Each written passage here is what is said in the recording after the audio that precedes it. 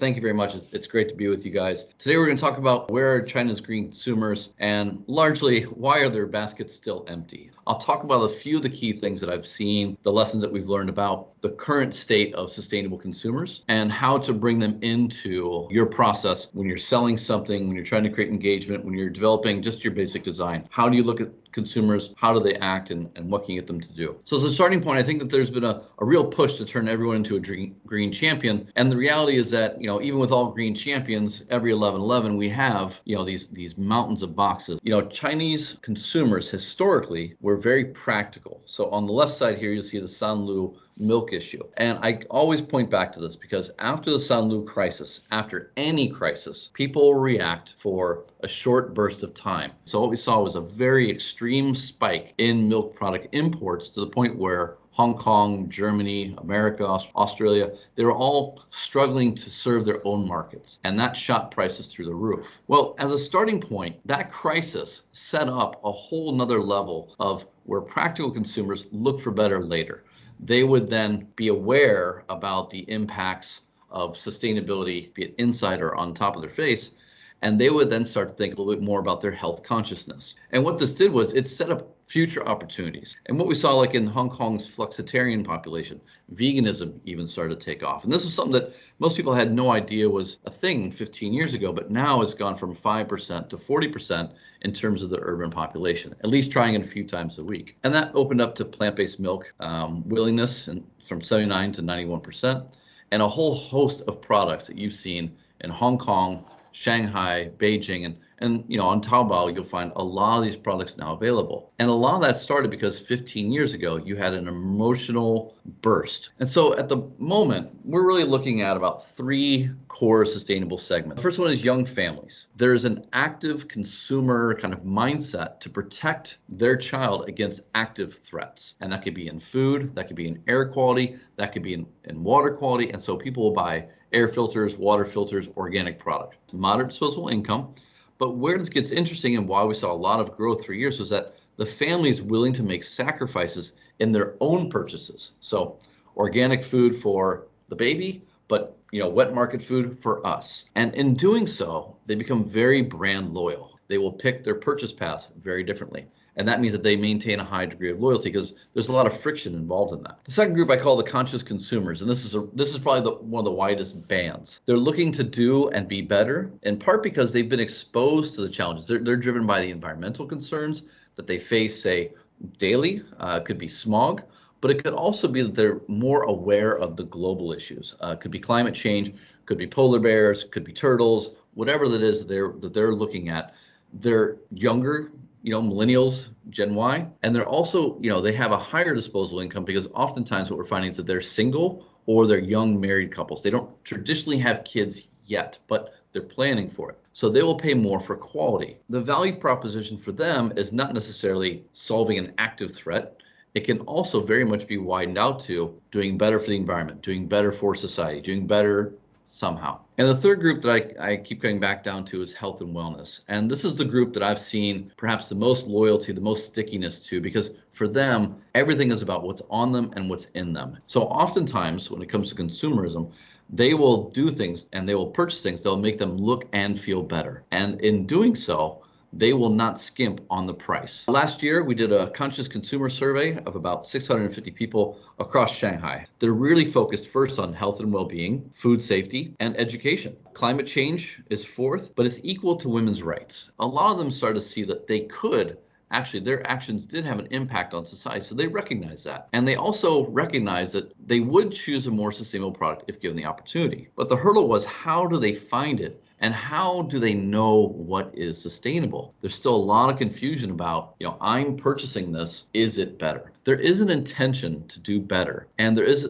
some effort to try and figure out what is better. I want to talk about the 5 steps of conversion. The first one is know your consumer. Know who you're trying to target. I think the second step is really solve a real problem. You have to solve a problem of the market. So regardless of emotion or practical, solve a real problem for your consumers. And that will drive people into the product that will also support the premium required, because that gets into the value proposition itself. Understanding the purchase path. Where are they learning? Where are they engaged? Where do they find trust? I think this is a Obviously some of the biggest questions are here when you have so many different tech platforms. I've seen a lot of brands use very famous KOLs in China, and to some success. But what we have found is that actually it's through smaller communities that you're able to drive a lot more traffic. This could be a yoga studio WeChat group. These really specific groups, they are great areas where you can capture 500 individuals and spread from there, and if done in the right way. But you can't buy your way in. You really have to build trust. You have to build relationships.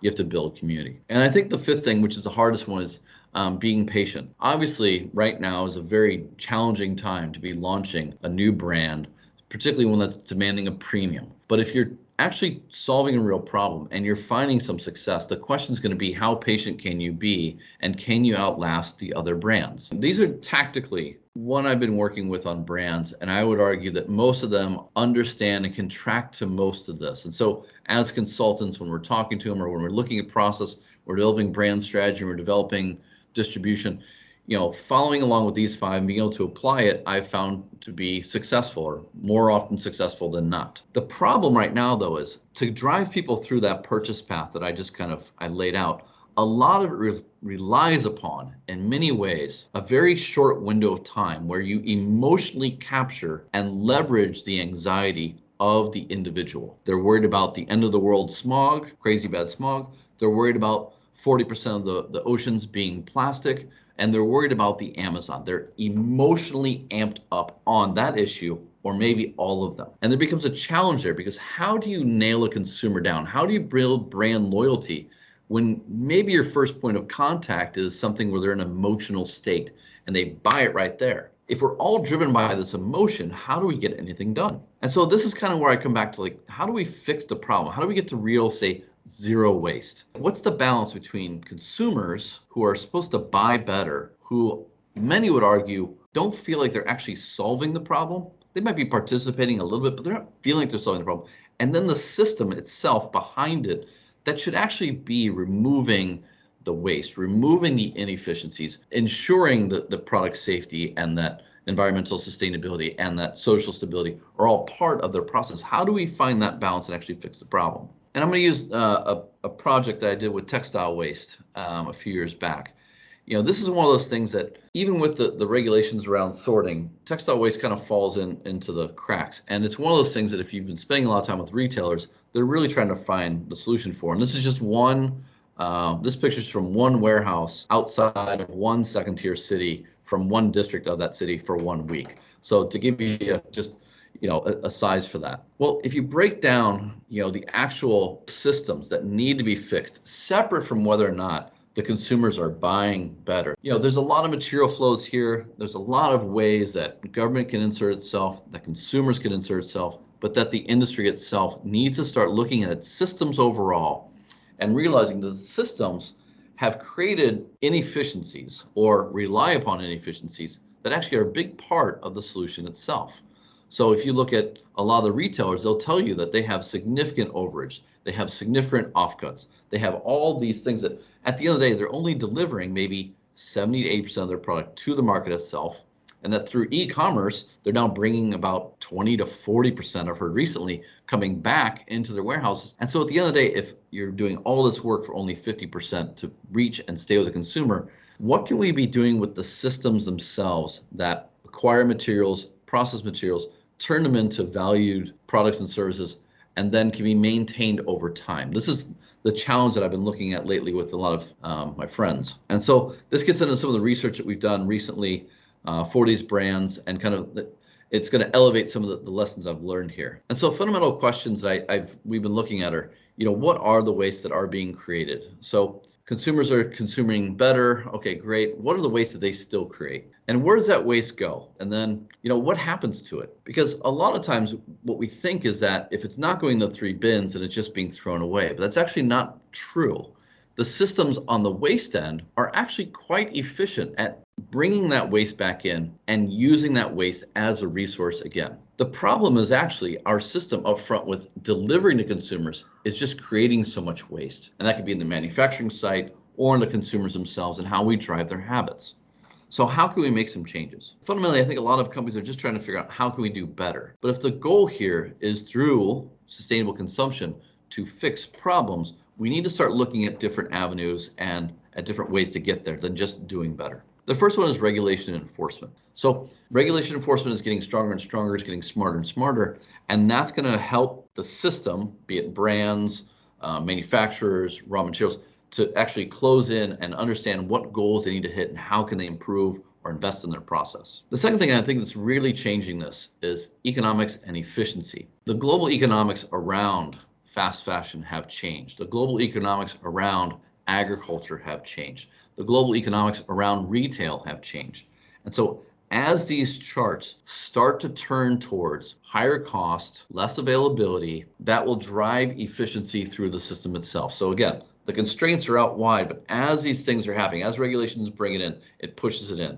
As economics rise, it pushes it in again. And that forces an efficiency. You can see new design and materials coming out. And I've seen everything from agriculture feedstock being turned in and plastic being turned into textiles to a whole range of I saw one dude doing food waste. They're going to get very creative about the materials themselves and the design. You know, if I go back to the process I showed earlier around the textile design, one of the biggest challenges is actually getting all the hardware off of a shirt or the zipper off of jeans. It's that hardware piece. Well, through design, we're starting to see where we can make real progress in the recyclability and the reusability of many of these materials. And so again, you're already starting to see that happen. That will improve the quality of the product, because you cannot skimp on that. It'll make the economics of the shoe or of the product better.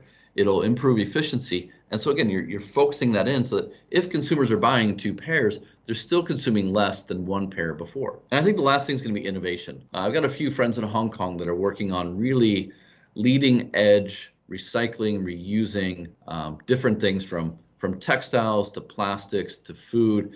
And they're doing a lot of work here on the innovation side. Now, the challenge I think I would say is innovation was really supported by investors willing to burn cash for so long without a business model. Now that the markets have kind of retracted, what we're starting to see is less willingness. So you'd think that you would see less innovations coming out, but the reality is because of the 3 things above, regulation going up, economics changing, and materials improving and design improving, that's making investments in innovation a lot easier to do and also to realize a return on. And so I'm starting to actually see a lot of new interesting concepts that are coming in to actually improve that overall system, because what we're trying to do is actually not green the demand side or green the supply side necessarily, like say through green energy. We're also trying to fix the demand side as well. Like, how do we make sure that when something is demanded, that doesn't put that much pressure onto a system, or that it can be completely circular in nature. There's been so many loops that have been missing. And a lot of that is just because we've been focusing on only trying to convert the consumer into a green consumer. Now, the last part of this, I think, is going to be really on the communication end. I think brands and systems need to get much better about educating consumers and stakeholders about the challenges that systems face and the role that they realistically play. A lot of pushback on ESG, sustainability, green products, it's because you don't see the impact of your effort. You spent more, but the world's still getting worse. You spent more, there's still turtles dying. You spent more, but it's not happening. And I think that this is where the transparency issue really shows through. If consumers knew their role within a system and they knew what companies are doing in that system, you could have a much more collaborative, symbiotic relationship to solve these problems. And that itself would drive more awareness. And the one company that I keep going back to that does this well, I would say, is Patagonia. It's one that you all probably know and love because of Yvon Chouinard and what he's been doing. But for me, fundamentally, what he did, separate from his mission, was that he was very transparent in communicating the problems they faced, how consumers could help them, and what they were hoping to achieve over time together. And I think when you bring those things together, you're able to create real loyalty and also command real premium over time. Individuals, groups, they will buy better. But again, you have to keep proving value. And it can't just be off that emotional sugar high of COVID, of plastic bags, of air pollution, you have to show consistent values over time. And you have to make real changes to your systems so that when people are making purchase decisions, they are learning about your process. They start to see that actually there's an impact that they can have because they want to have an impact. They're just not sure how to. So with that, I will leave it to Q&A.